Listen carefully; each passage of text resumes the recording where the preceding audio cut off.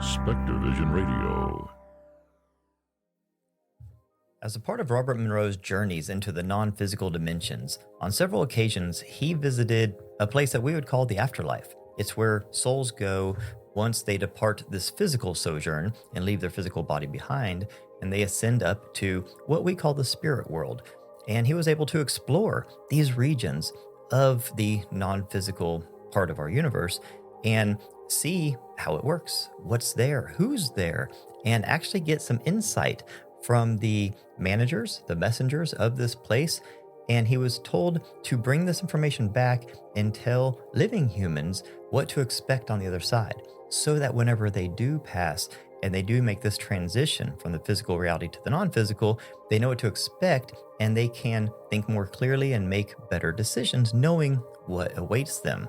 So the information that I'm about to read you today is not only life-changing, it's death-changing in a way, because this is information that you carry over to the other side. And it's incredibly fascinating and empowering. And I can't wait to dive in to the next chapter in my Monroe book report. We're going back to the ultimate journeys. Let's go.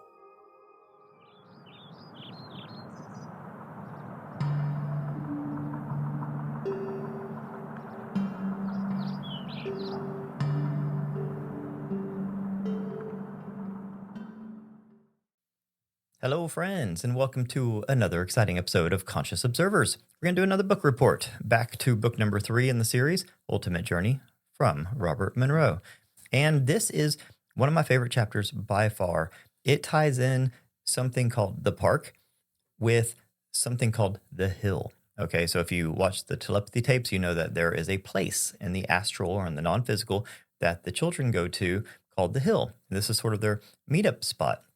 It's where they go to in their dreams. It's where they go to when they're just trying to escape waking life. It's where they sort of reconvene and they share information. They have experiences there. It's a very, very real place, even though it's not in this atomic world that we call physical matter. And they go there because they kind of have it's like having a certain frequency. You know, your frequency is the key for the lock, and it's like the coordinates. So they know where this place is and they go there, they convene there. There's a place in the afterlife that's very similar. It's called the park.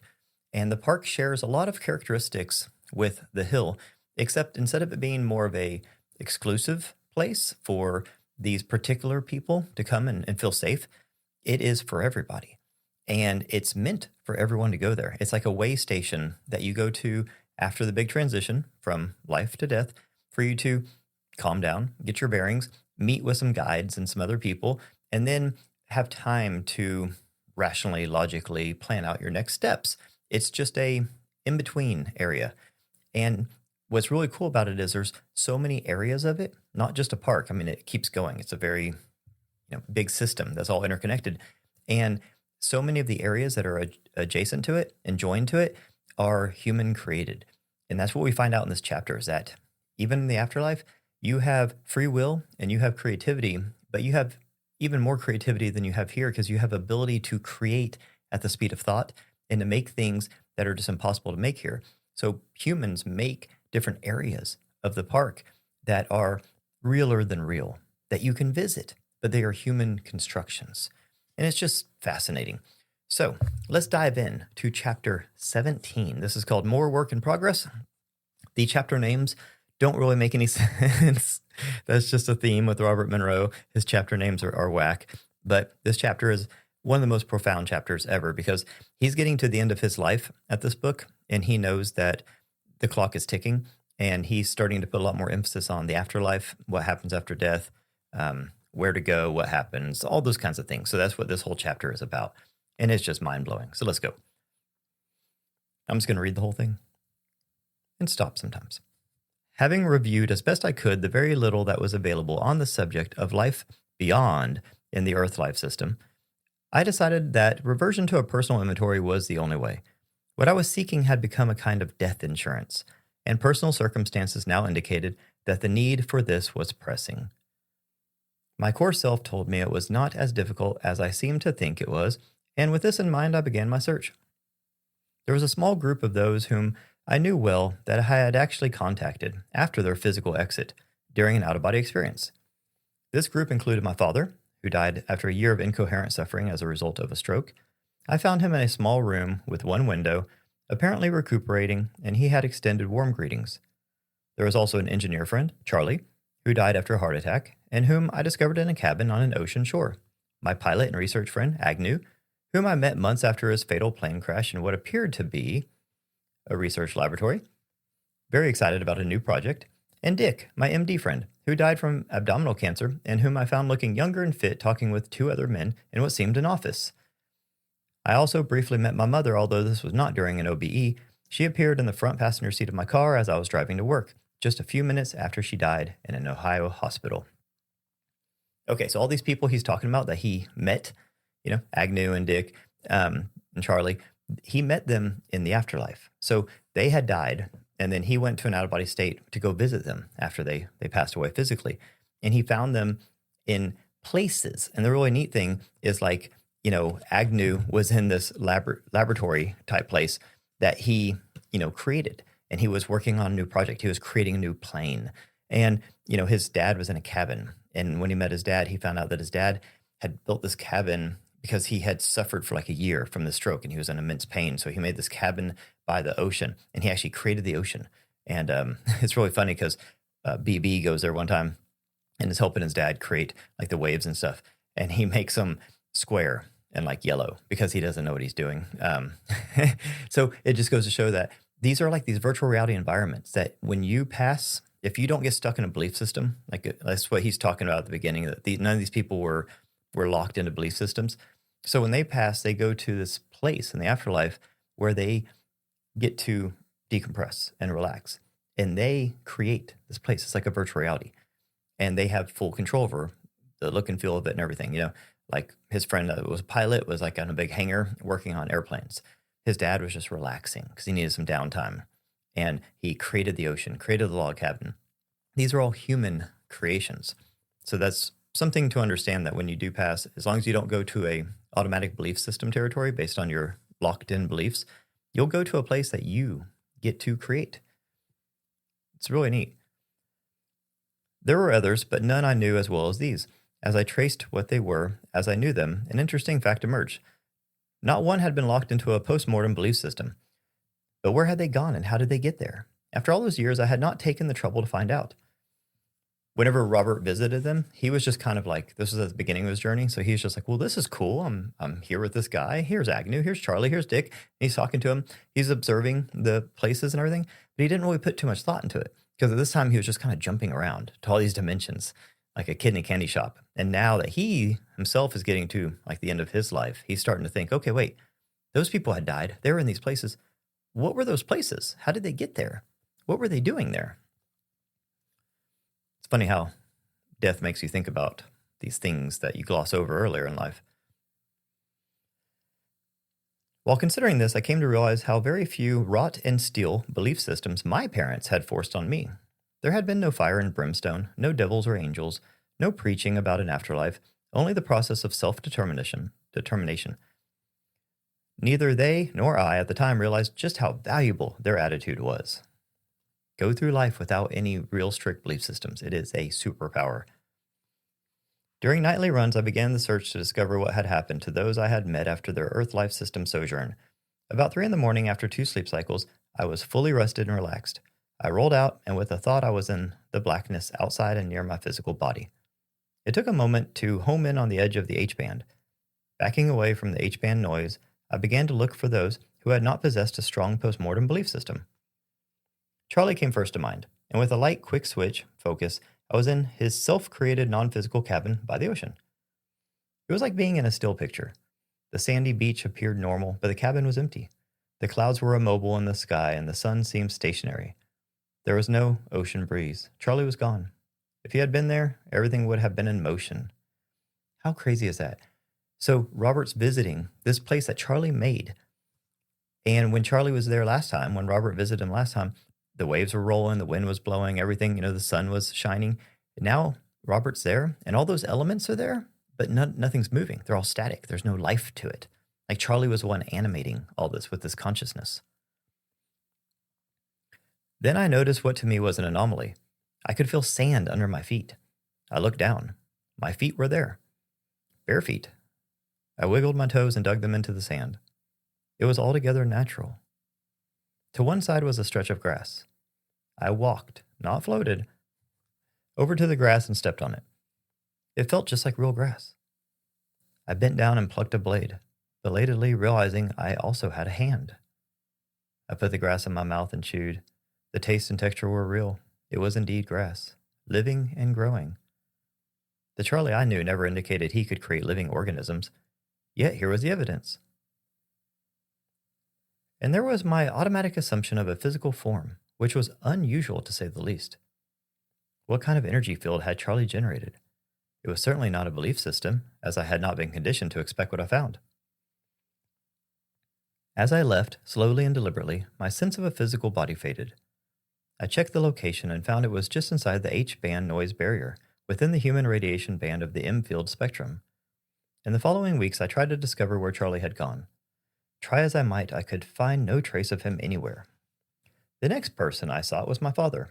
Owing to the stroke, he had suffered very deep pain for a full year and had been unable to communicate his problem before he died. I discovered this when I found him previously, soon after his death. It was easy for me to find the room where he had been recuperating, but as I half expected, he was not there. The room was empty, but I could reach out and touch the wall with my hand. Why did I suddenly materialize my hand? The wall was rough, like concrete or adobe. The father I knew could not have built it. So either I didn't know my father as well as I thought I did, or someone else created the room. As I moved slowly out of the top of the small building, my perception changed back to the purely non-physical. I was not surprised that the H-band noise wave was not far away. Later I tried but failed to find where my father was. Had both he and Charlie returned to the Earth life system, or had their higher self, retrievers picked them up? And what was this place where both cabin and room stood empty since their departure? As I felt before, it was too real for a belief system. My curiosity was on the alert. I made another run some days later into an adjacent area that brought a similar result. I rediscovered the place where I had found Agnew several months after he had crashed and burned in his light aircraft while trying to land at a small Ohio airport. It was at Agnew's funeral in North Carolina where a vivid and hitherto unexplained event had happened.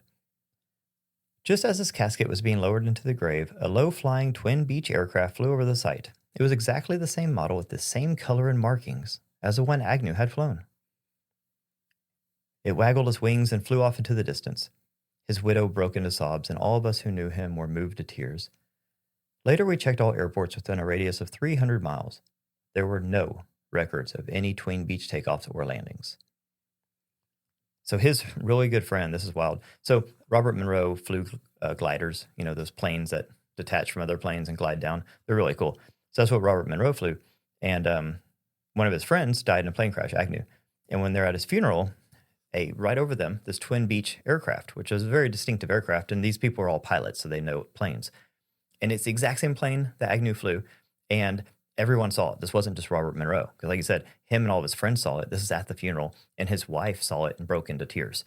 They saw his plane fly over. But then when they looked, there was no twin Beech takeoffs or landings for 300 miles. So where did this come from? And why did it fly right over the funeral? This is a non-physical craft that is being seen in the physical reality. This is where the line blurs between our consciousness, which is non-physical, and this physical reality. I think that the UFO phenomenon shares a lot of these characteristics where these things they're not really physical. We see them, so we assume they're physical, but the more we research it, they're not. That's how they can behave the way that they behave. With this in mind, I was not optimistic that I would find this creative type at the same non-physical site. When I had found him previously, soon after his death, he had been working excitedly on something he couldn't explain to me. I was right. This time the platform and rigging were there, but not Agnew. I didn't try to locate him. There were too many possibilities. Next, I focused on where I had found Dick after his death. This is where it gets so good. I love this part. He had been a good doctor and friend in my early days in New York. When I had seen him, he had been in deep conversation with several other men in a large room, and he had simply given me a wave of acknowledgement. He had looked half the age he was when he died. So Dick was a doctor, obviously, and whenever Robert visited him after Dick died, he saw him in this sort of doctor's office looking environment, talking to a couple other doctor type looking men. So now Robert's going back to that place. I reached the same large room with no problem. To my surprise, it was not empty. Two normal looking men in business suits were standing by a table in casual conversation. I approached them carefully. "Excuse me, but could you give me any information about Dick Gordon?" Robert asks. They turned and stared at me wide-eyed. Then the taller one spoke. "I'm sorry, we weren't expecting you. Do you need to sit down? Are you tired?" No, I'm fine. I only want—" "Wait a minute, George," the second man interrupted. "This one's different. Look." They examined me intently. George shook his head. "You still have a living physical body?" I hesitated. "Well, yes, I do, but—" "And you know you're not dreaming?" "Yes, I know. I'm trying to—" "Amazing!" George reached out, grabbed my hand, and shook it vigorously. "I've heard about people like you, but you're the first we've met. What about this, Fred?" "But exactly what is this place?" Robert asked. It was Fred who replied. "This is a place where certain people come when they've died, with a little help sometimes. Most of them don't know it exists." "What people?" "Medical types, physicians, surgeons, and so on." "Why do they come here?" "To calm down after the big change," George explained. "They need it especially because they have been so locked into keeping patients alive, but they recover quickly in a familiar environment. Just look around." I became aware that I was in a typical doctor's office. Waiting room with chairs, coffee tables, and stacks of old magazines. Through a glass window, I could see the nurse's desk and file cabinets. An inner office with desk and chairs was visible through an open doorway. And on the far side of this, I glimpsed a room with examining tables, scales, and other equipment. So just imagine this. Robert's going to that place that he saw Dick before. And, of course, he's not there. But there's some guys there. And they sense Robert. They see Robert, And they're basically like, "Hello, welcome. We weren't expecting you." And then they're like, "Wait a minute. Like, you're different." Because everyone that comes here is dead. So they can tell by Robert's radiation, his light, that he's not like the rest of them. So that's how they figured out. They're like, "We've heard of people like you. You have a physical body. And you're not dreaming and you're not dead, but you're here." So it's very rare that people in this out-of-body state just kind of stumble by this place. So it took them by surprise. But it made them excited too, which just kind of goes to show you like the life that we have, not only in physical body, but even non-physical. These are just what we'd call spirits, souls, consciousnesses that are doing a job. They're working at this sort of fake makeshift hospital just to provide comfort to people in the medical industry after they die, so that the place they go to is familiar to them and it allows them to sort of relax. It softens the blow from the transition. And even those people that are there doing that in the non-physical spirit form are still surprised. They're still excited. They still have emotion and feeling and memory. This is not what we're taught about what happens when we die. That's why this is so important. And then he's even examining the office and saying, like, he's looking through a kind of, how they have those like little pocket window things, and he sees like offices with examining tables and instruments and stuff. Like, this is not just a facade. This is a full-fledged, doctor's office type thing. I turned to the two men. "Who put this together? Did you?" "We don't know," Fred replied. "It was here when we arrived. It's an artifact created simply to help the medical mind adjust to the change. It's so familiar. That's why it works." "Are you the only ones here?" "Oh, no, there are several hundred at least, just in the receiving area. They are the ones that stay and help. They come and go all the time." I turned to George. "How did you get here?" "Well, I was sitting in the park, and Fred came up and sat beside me, and then—" "Hey, what's the matter? Are you all right?" He must have seen the shock on my face as the wave of memory flowed into me. The park! Years ago, I had arrived at the park. But how or why I got there, I could not recall. There had been a welcoming group of 10 or 12 men and women who greeted me warmly and explained where I was. It was a place to calm down in after the trauma of physical death, a way station for relaxation and decision as to what to do next. The park. Finally, I managed to speak. "I'm fine. Tell me, where is this park?" It was Fred who answered. There was a softness in his face as he looked at me. "That is what you are looking for, isn't it?" "I don't know, but I think it is."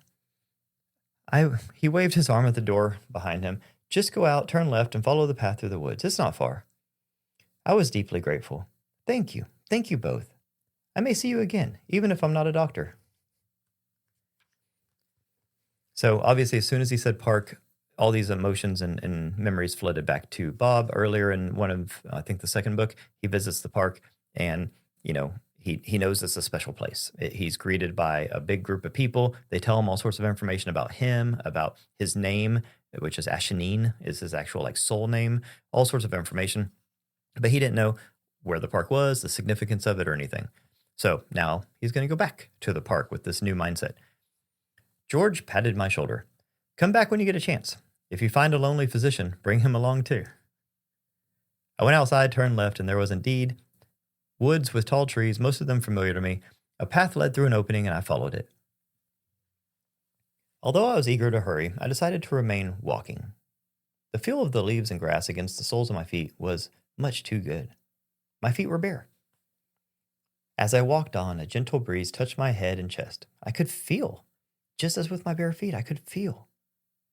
I passed oaks, poplars, hickories, sycamores, chestnuts, pines, and cedars, even an incongruous palm tree, and trees I never knew existed. The scent of the blooms mixed with that of rich loam was wonderful. I could smell. And the birds, about half of them were species I had never seen before. They were singing, chirping, calling, flying from tree to tree and sweeping across my path. Hundreds of them, and I could hear. I walked more slowly in wonderment. My hand, yes, my physical hand again, reached out and plucked a leaf from the low branch of a maple. It felt alive and flexible. I put it in my mouth and chewed. It was moist and tasted exactly like the maple leaves of my childhood. Suddenly I knew what had happened. What was probably still taking place. This was a human creation. Many of those who walked this path created and added their own favorite bird or tree to the woods. They were alive, living creatures, created by humans. They were not the standard reproductive mode followed in the Earth life system, which is really not human-created, but the idea and plan of someone else. And all of the rest of it behind me in my search was the same, the product of a human mind consciousness. The medical haven, Agnew's rigging, my father's recuperation room, and Charlie's cabin by the ocean. Charlie, I remembered, had even demonstrated how he put it together. All human creation. The basic. I know of the existence of our Creator, but are all of us really creators out of the same mold? Is my core self I accepted so casually a minuscule replica or clone of the original? How far can we take this only partially expressed idea? As if to prove the point of reality, a large orange parrot flew over my shoulder, chirped, and released a white dropping in my hand as he passed. I laughed as I tested the warm consistency of it between thumb and finger. It was certainly real.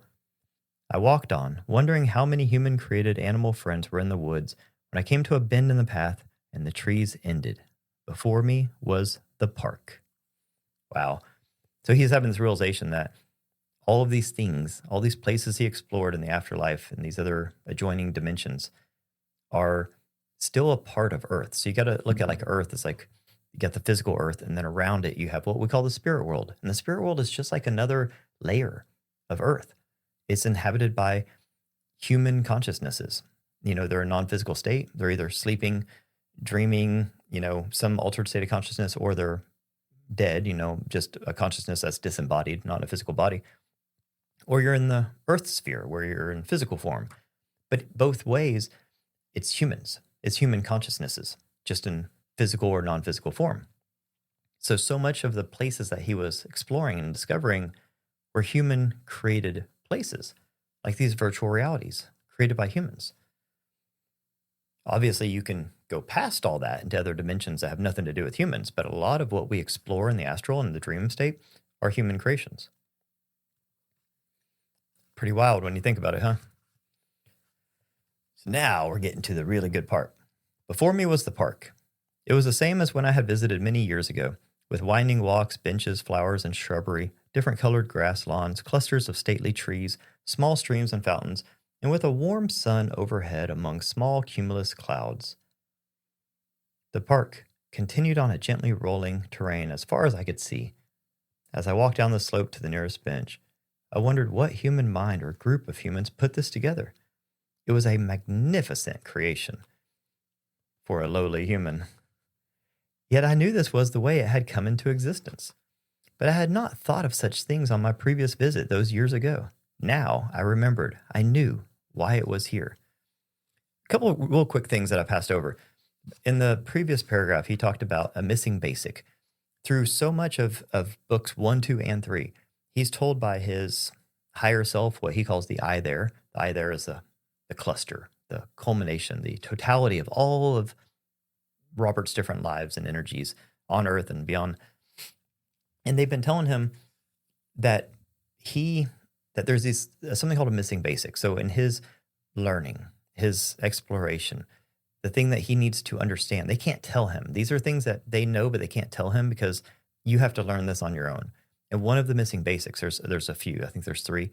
One of the missing basics he discovers just now in the last paragraphs when he has this epiphany that we are creators made in the likeness of the creator, that all of these things that he's seeing in the afterlife realm are human creations.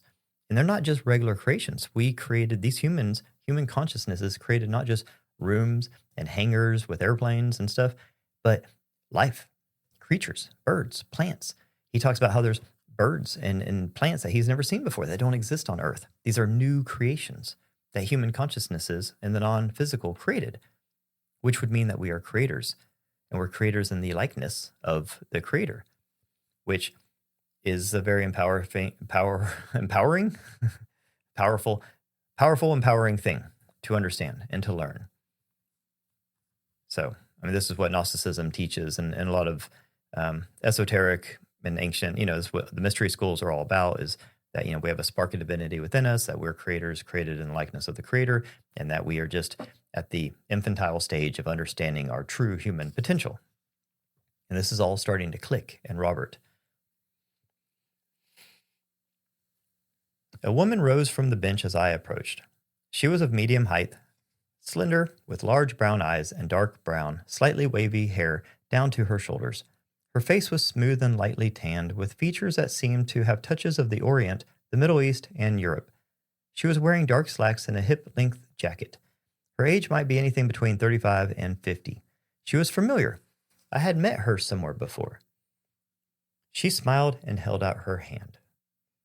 At last you are here. Welcome back, Ashenine. Ashenine, my name. Remembered from another lifetime. It told me a lot about her. I took her hand, which was real enough to feel. She led me to the bench and we sat down. Other people strolled by, all of them adults, wearing a variety of clothing. Some glanced curiously at us. I wondered why, until I realized there was a subtle difference they could perceive between my appearance and theirs. I caught the woman's eye and she smiled again. A half-memory floated in. This jacket you're wearing. I was wearing it last time you were here. I thought it might help you remember. I nodded, but my memory was hazy.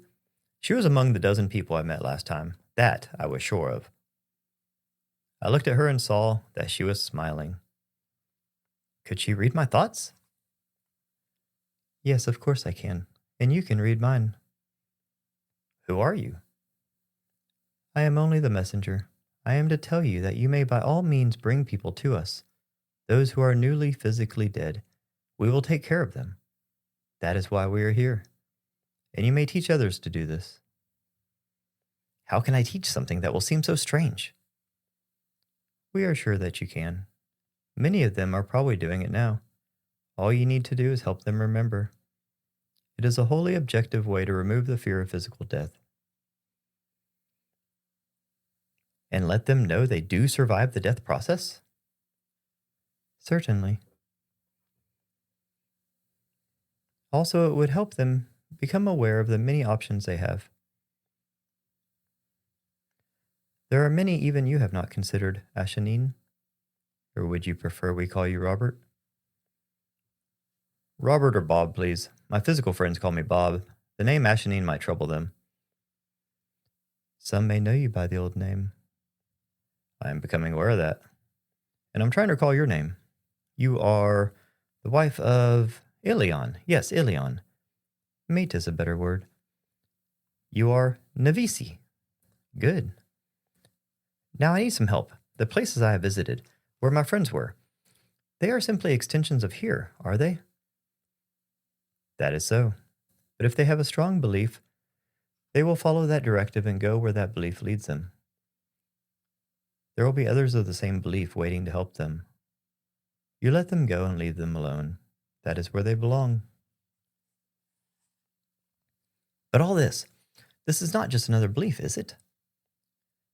Navisi laughed. Not in the usual sense. There are no beliefs involved, only experience. The design here is only to provide a familiar surrounding to ease the anxiety. This place, then, is a creation that is here and will be here whatever your beliefs. It will not disappear if you don't believe it exists. Who made it? A human civilization many thousands of years ago. They have been gone long since. Is there anything more you need to know? What about those who simply want or need to return to what I've called their I there? I'm sure you understand what I mean. I do, and that is the destination of most who depart from here. So when we bring people here, you calm them down and give them the opportunity to consider what they want to do next. That is so. We show them what opportunities do exist. The park is but a starting point. You will be astounded when you see all the little individual places that residents have created. Are there rules? Only one. No imposition of one will upon another. Thank you for your help. I have much to do, it seems. You will find it easier than you think, Bob. This knowledge of here, of where to go at death, where to meet, this knowledge before the event, it gives ultimate freedom. It does. I see you are receiving a signal to return. Yes, there is so much to learn here, but I must go. I have one more question. No need to ask. The creative process whose results you have observed are already known to us as human, and your father did construct his own room. Huh, there was no need to ask. Tana Sen, you have remembered. A goodbye phrase from 100,000 years ago. Tana Sen. The return was easy and uneventful. I did indeed have much to do. Boom. Holy shit.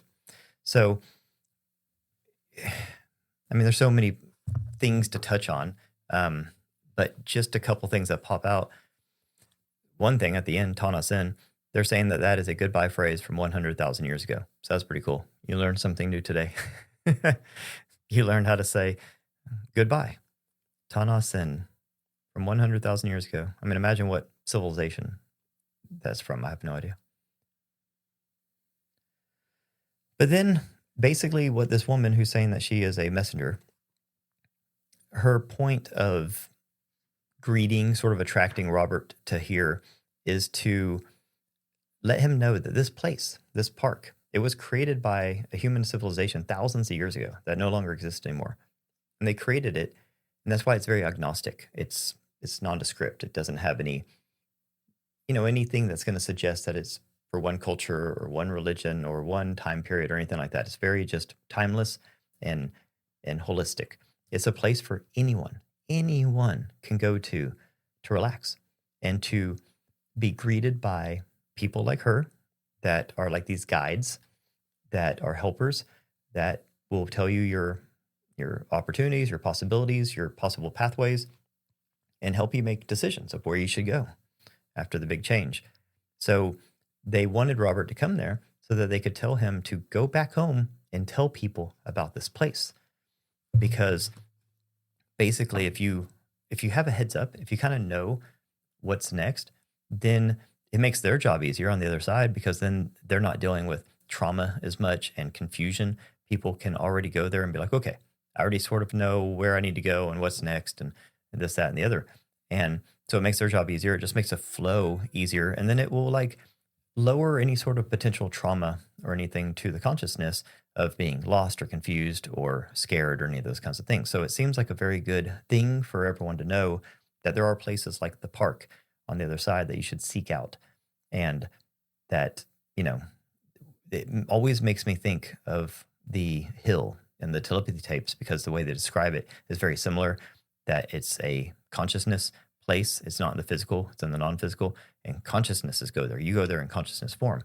So these kids from the telepathy tapes, they visit the park while they're still alive, but even some of the ones that have passed are at the park too. So it's for living and for non-living, which is super interesting. And obviously, or that's the hill. Obviously, the park is the same way because Robert's there and he's living. So it's a place that you can visit in a physical body. That's not what it's made for, but you can, because you're still there in a non-physical consciousness form. So just super fascinating. I am very intrigued by the afterlife because it's not, to me, it's not this like morbid, scary thing. Because like I've talked about before, if you picture our Earth, the physical Earth, that's where you're in, physical form. But outside of that, the spirit world, everyone talks about the spirit world, as being like, people like to think of it as like, I don't know, somewhere out in the distance or somewhere out in the universe or whatever, some other dimension. What it really seems like is just another layer of the physical Earth. Like it's just right outside of it. I mean, I call it like a waiting area. Like that's what it seems like. It's just one other zone, one step removed, but it's full of humans, human consciousnesses. They're just not in physical form, but they're still human. So all of the constructions, all of the things that they make are still going to be very Earth based. That's why people over there are making parks and they're making cabins and they're making different types of birds and things like that, because they're still in a human consciousness form. So you're still thinking about Earth. So it's almost like when you're out of the physical part of Earth, then you go in the non-physical, and it's like this virtual reality version of this physical version. That's why a lot of times people in near-death experiences and these out-of-body experiences will describe it as being realer than real. Like it's hard for them to describe. It's like they call it super color, where there's like colors they've never seen before. Feelings like Robert was talking about. He's walking around barefoot and he can feel the grass. He can put his hand out and see an actual physical hand and touch things and grab things and feel textures and that kind of stuff. So it's really hard to discern at that point what's real and what's not real. I'm sure you've had a dream before where the dream felt real. Sometimes you wake up and you think back and the dream felt realer than real. Like this world doesn't feel as real as the dream did. And this is very common in near-death experiences where people say when they went to the other side, it felt way more real. And then when they came back into their physical body, that this didn't feel real anymore. So what's real? What's not? You know what I mean? It's very interesting. But I just love this chapter. Let me know your thoughts on this. And please leave a comment, share, like, subscribe, do all those fun things. Hopefully you got some good nuggets of knowledge out of this one. I really, as Robert gets, towards the end of this book, particularly because these 3 books were written over a 3-decade period. Okay. So this is like a big chunk of his life, and you see him grow and evolve and mature through these 3 books. And as we start to get to the end of this book, him and his wife are having health issues, and they're getting to the end of their lives, and his explorations change, his understanding of things change, what he's focusing on, the purpose he's trying to derive from these things has changed. It's no longer just a exploration for the sake of exploring and having fun. It's more meaningful. Like, he feels an urgency and a purpose to do these things. And that's why he came back and he created the Monroe Institute. And after all of this, he created something called Lifelines, because he realized that one of our big missions is to go around and grab parts of our soul out of these belief system territories and these different areas where we get stuck, because we can't fully ascend and leave until we are complete, until we've gotten all of our partitions and all of our fragmented pieces of our soul from all our past lives, until we have them all collected and accumulated into one. So all of these journeys and experiences that he had is what created the different programs at the Monroe Institute. And it was all guided by, like, for example, this lady at the park told him, we want you to go back and tell people that this is here and teach them how to come here. And he's like, well, people think I'm crazy. And she's like, we think you can pull it off, because she knows that he has the Institute. So all of those meetings is what, created the need and the content and the means for all of these programs that they've made. So I just think that's very fascinating. Anyways, let me know your guys' thoughts. Thank you so much for spending the day with me. Love you all. And I will see you in a couple days on the next video.